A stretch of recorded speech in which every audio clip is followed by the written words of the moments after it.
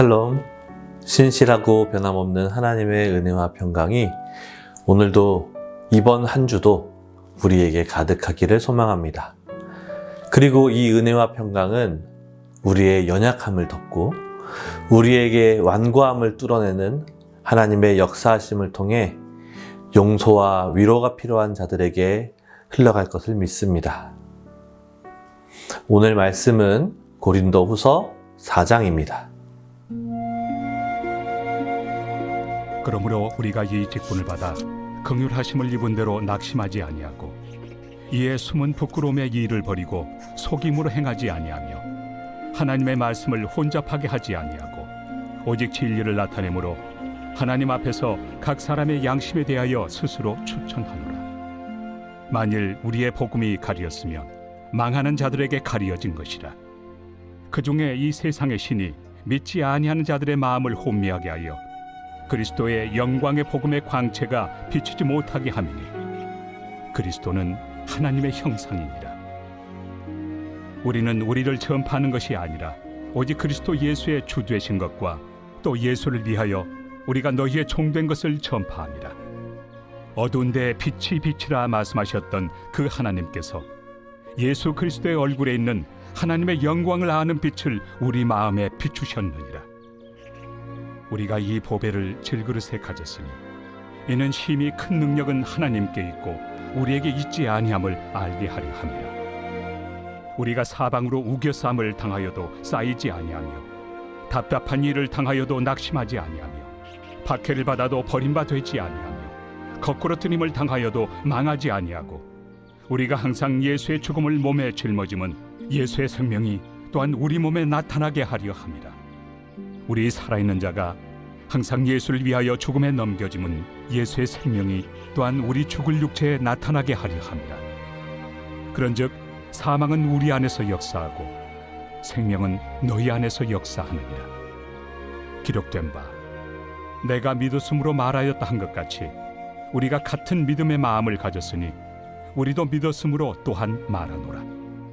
주 예수를 다시 살리시니가 예수와 함께 우리도 다시 살리사 너희와 함께 그 앞에 서게 하실 줄을 아노라. 이는 모든 것이 너희를 위함이니 많은 사람의 감사로 말미암아 은혜가 더하여 넘쳐서 하나님께 영광을 돌리게 하려 함이라. 그러므로 우리가 낙심하지 아니하노니 우리의 겉사람은 낡아지나 우리의 속사람은 날로 새로워지도다. 우리가 잠시 받는 환난에 경한 것이 지극히 크고 영원한 영광에 중한 것을 우리에게 이루게 하느니 우리가 주목하는 것은 보이는 것이 아니요 보이지 않는 것이니 보이는 것은 잠깐이요 보이지 않는 것은 영원함이라.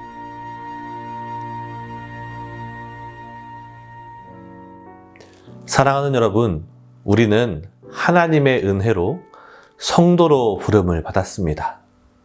너무나 아름답고 귀한 이름, 성도.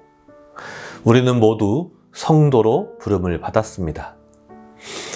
그런데 가끔은 이 성도가 오해를 받기도 합니다. 마치 교회 내에서 가장 낮은 지위로 여겨질 때가 있곤 합니다. 머리로는 알고 있는데, 지식적으로는 그렇지 않음을 분명히 알고 있는데, 자신도 모르는 사이에 교회 내에서 지위를 나눠버리는 일이 그런 말이나 행동, 생각이 튀어나올 때가 있습니다. 그렇기 때문에 다시 한번 말씀드립니다. 우리는 성도입니다. 남녀노소를 막론하고 믿음의 연수나 맡은 사역, 지위와 상관없이 우리는 모두 성도입니다. 모두 하나님의 사랑에서 비롯된 은혜로 부르심을 받은 성도입니다. 우리는 모두가 성도입니다. 그래서일까요? 바울 역시 모든 성도를 우리라는 말을 사용해서 하나로 묶어내고 있습니다. 지금 살피고 있는 고린도 후서에서는 자신의 사도성에 대해 말하고 있지만 그 직분과 역할을 말할 때 계속해서 우리라는 표현을 하고 있습니다. 특별히 우리가 너무나 잘 알고 있는 구절, 고린도후서 2장 15절에서 바울은 나는 그리스도의 향기라고 말하지 않고 우리는 그리스도의 향기라고 말합니다. 자신이 하는 일, 즉 자신의 사명, 예수 그리스도가 드러나는 그것을 자기 자신만 나에 해당하는 것으로 여기지 않고 우리의 일로 고린도 교회 성도 모두가 그 그리스도를 드러내는 향기라고 말하고 있습니다. 즉 고린도 교회 성도들은 바울과 같이 모두가 그리스도를 드러내는 향기의 사명을 가진 존재임을, 더 나아가 오늘날 우리 모두까지도 사명을 가진 직분자임을 밝히고 있습니다. 그리고 오늘 본문 1절에서는 바울의 이런 관점이 다시 한번 등장합니다. 1절 말씀을 같이 읽겠습니다. 시작. 그러므로 우리가 이 직분을 받아 긍휼하심을 입은 대로 낙심하지 아니하고. 아멘. 이 말씀을 보면 직분을 맡았다고 말하는데 그 직분을 받은 대상을 누구라고 말하나요? 바울 자신을 지칭하는 나라고 말하나요? 아니면 그 당시 고린도 교회의 지도자였던 아볼로가 그 직분을 받았다고 말하고 있나요? 모두 아닙니다. 직분을 받은 대상을 아주 분명하게 우리라고 말하고 있습니다. 이 편지를 받아서 읽고 있는 모든 사람, 즉 모든 성도를 우리라고 말하고 있는 것입니다. 그렇다면 우리라고 표현된 바울을 비롯한 모든 고린도 교회 성도들이 받은 직분은 어떤 직분일까요? 그것은 앞선 3장에 등장합니다. 3장 6절과 8절에서는 각각 새 예언의 일꾼과 영의 직분이라고 말하고 있습니다. 새 언약의 일꾼, 그리고 영의 직분이요. 이 둘은 결국 복음의 일꾼, 복음 맡은 자의 직분인 것이죠. 그렇다면 오늘 본문 1장에 등장하는 직분은 무슨 직분인가요? 네, 복음의 일꾼, 복음 맡은 자의 직분입니다. 이를 조금 더 풀어서 말하자면 예수 그리스도의 이야기를 전하는 직분인 것입니다. 그러면 이제 우리는 앞서 나눴던 내용을 종합해서 볼 수 있습니다.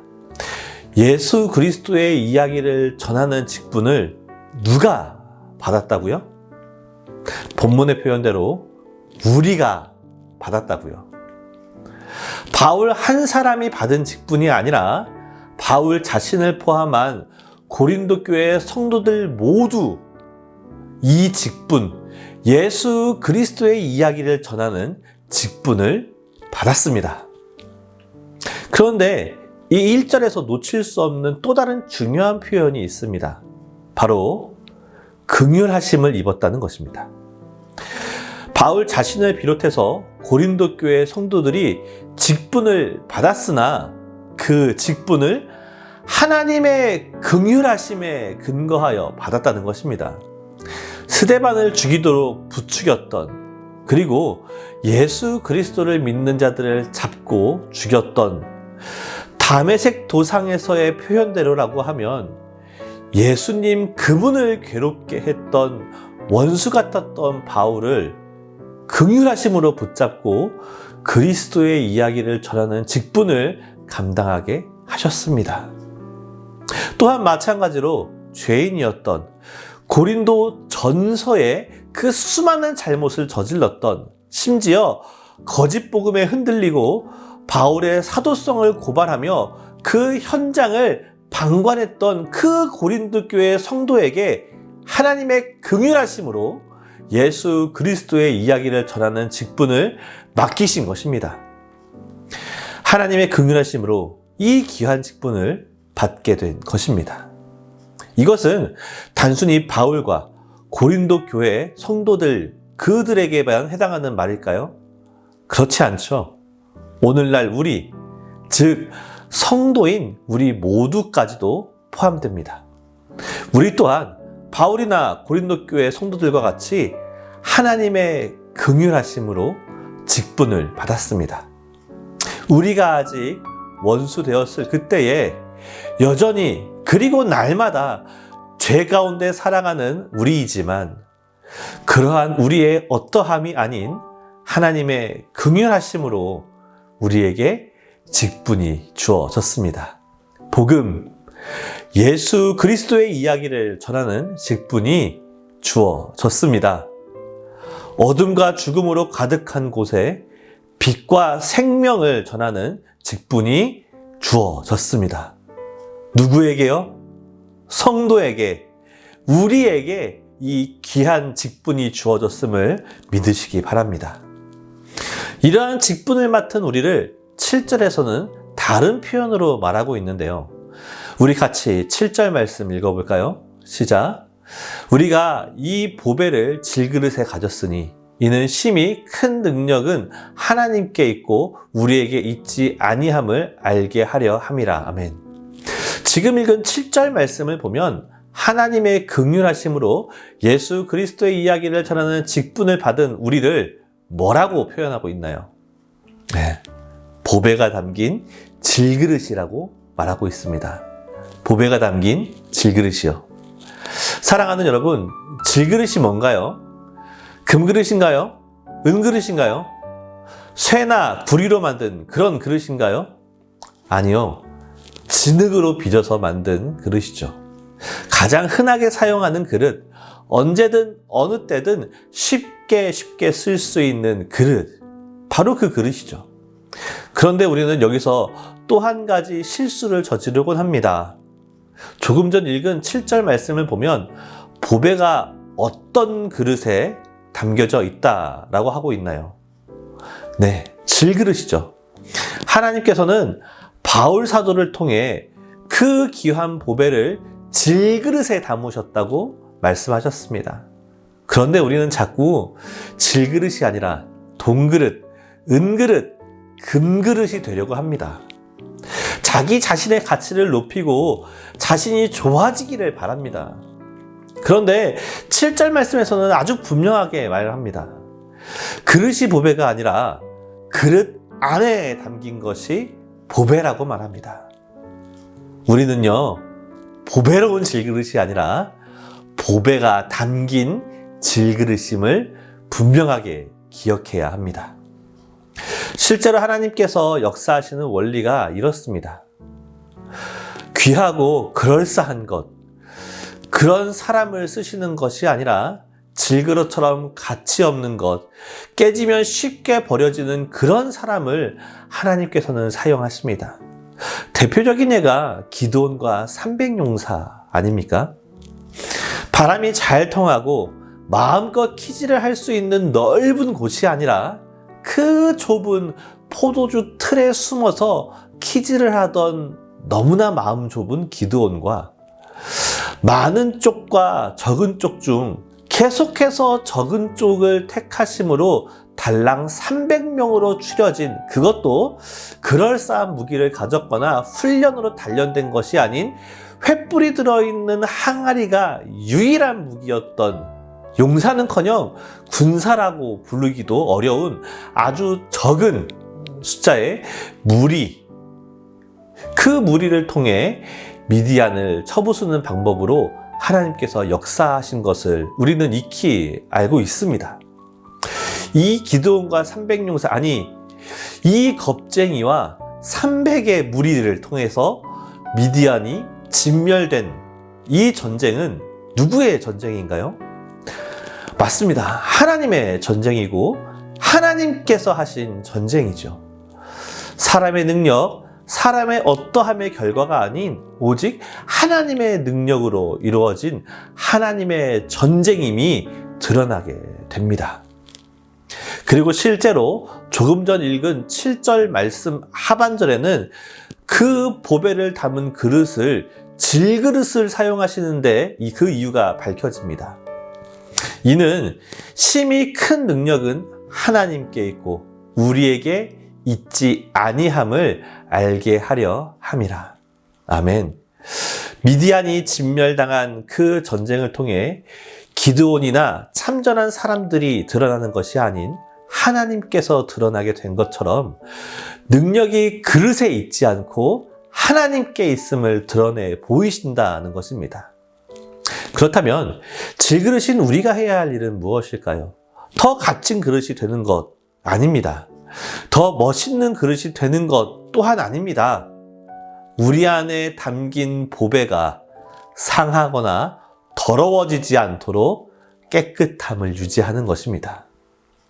더 정확히 말하면 깨끗할 수 있도록 끊임없이 닦고 또 닦는 것입니다. 성경의 표현대로 거룩하기 위해 힘써야 하는 것입니다. 그럴 때 우리 안에 담긴 보배가 더 밝게 빛나며 그 보배가 주인공이 될 수 있는 것입니다. 그렇습니다.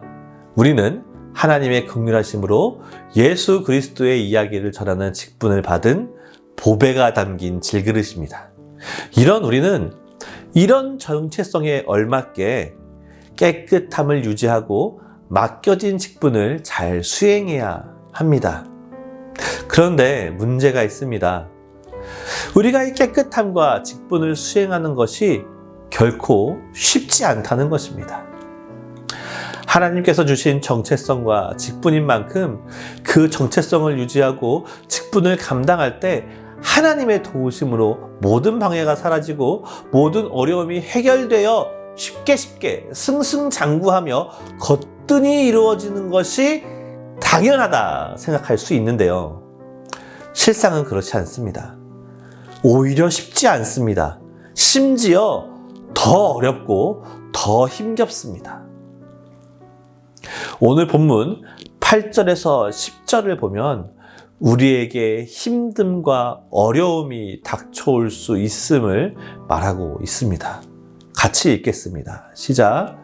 우리가 사방으로 우겨싸움을 당하여도 쌓이지 아니하며 답답한 일을 당하여도 낙심하지 아니하며 박해를 받아도 버림받지 아니하며 거꾸러뜨림을 당하여도 망하지 아니하고 우리가 항상 예수의 죽음을 몸에 짊어짐은 예수의 생명이 또한 우리 몸에 나타나게 하려 함이라. 아멘. 이 말씀을 보면 우리는 결국 쌓이지 않고 낙심하지 않고 버림받지 않으며 망하지 않고 예수의 생명이 우리 몸에 나타난다는 격려와 위로가 핵심임은 맞습니다. 그것을 전하고 싶은 것이 이 메시지의 본질입니다. 그러나 그렇다고 그 앞에 있는 것을 놓치는 것 또한 해서는 안 됩니다. 우겨쌈, 답답한 일, 박해, 거꾸러뜨림, 예수의 죽음을 몸에 짊어짐. 이 내용이 함께하고 있고 선제하고 있다는 것을 부인해서는 안 됩니다. 부정적인 내용이기 때문에 눈을 피한다거나 손으로 가려서는 안 됩니다. 더 정확히는 눈을 피한다고 그것을 피할 수 있는 것도 아니고 손으로 가린다고 가려지는 것도 아닙니다. 부정적인 면은 이쯤만 말하고 그만하면 좋으련만 우리의 기대와는 다른 또 다른 부정적인 면이 있음을 다시 한번 말할 수밖에 없습니다. 앞에서 결코 간과할 수 없는 부정적인 것들을 버티고 견디면 나아지리라 기대하고 합니다. 하나님께서 그렇게 해주실 것이라 라는 메시지가 설교를 통해 그리고 성도 간의 나눔을 통해 선포되고 고백됩니다. 저 또한 그렇게 많이 설교했었습니다. 그러나 8절부터 10절의 말씀을 아무리 돌려보고 뜯어봐도 나아지고 개선된다는 말, 정확한 말은 아니더라도 그 뉘앙스만이라도 풍기는 표현은 발견할 수 없습니다. 만약 우리의 기대대로 그렇게 참고 버티면 나아지고 개선된다는 것이 하나님의 방법이라면 구약의 선지자 예레미야는요, 예레미야의 삶은 분명 힘들었고 비참했고 참혹했습니다. 너무 힘들어서 또한 그러면서도 이스라엘을 향한 안타까움이 있어서 하나님께 눈물로 기도했습니다.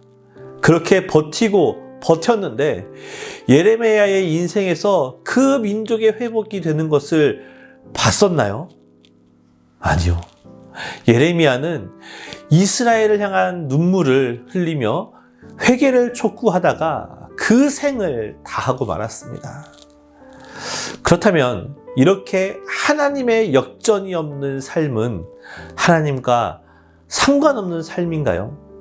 그럴 수 없습니다. 그러나 오늘 본문 17절 말씀은 우리에게 이렇게 말합니다. 우리가 잠시 받는 환난에 경한 것이 지극히 크고 영원한 영광에 중한 것을 우리에게 이루게 함이니. 아멘. 비록 우리의 삶은 그 환난과 어려움과 맞서며 버티는 삶일지라도 그 끝에는 크고 영원한 영광이 우리에게 이루어집니다. 주님 앞에 서는 그때에 비로소 잠시 받는 가벼운 환난은 그치고 크고 영원한 영광을 누리게 될 수 있습니다. 그러니 그때를 소망으로 품고 오늘도 인내하며 믿음을 지켜내는, 더 나아가 우리에게 맡겨진 보배를 드러내는 직분을 감당하는 삶이 되기를 소망합니다. 사랑하는 여러분, 우리는 하나님의 긍휼하심으로 예수 그리스도의 이야기, 그 보배가 담긴 질그릇입니다. 보배가 담긴 질그릇으로서 거룩함을 힘써 지키고 맡겨진 보배를 드러내는 직분을 충성되게 감당할 수 있기를 간절히 소망합니다. 그렇다면 우리가 직분을 감당해야 할, 펼쳐야 할 대상은 어디이고 누구일까요? 저는 아직은 부모 없이는 아무것도 할 수 없는 너무나 어린 저희 자녀를 보며 그 대상을 깨달았습니다. 그 아이에게 전 세계 모든 것은 그의 부모입니다. 그 아이는 부모를 통해 세상을 배우고 또 부모를 통해 배운 것이 그가 아는 세상의 전부입니다. 이렇게 작은 아이는 이런데 다 큰 우리 어른들은 어떨까요? 우리라고 우리의 세상이 지구 전체이고 저 먼 우주 너머까지인가요? 우리도 마찬가지 아닌가요? 지금 내가 있는 곳, 오늘도 내가 일하고 살아가는 그 현장, 그곳이 바로 우리에게 맡겨진 그 보배를 드러내는 직분의 현장, 곧 사역지인 줄 믿습니다.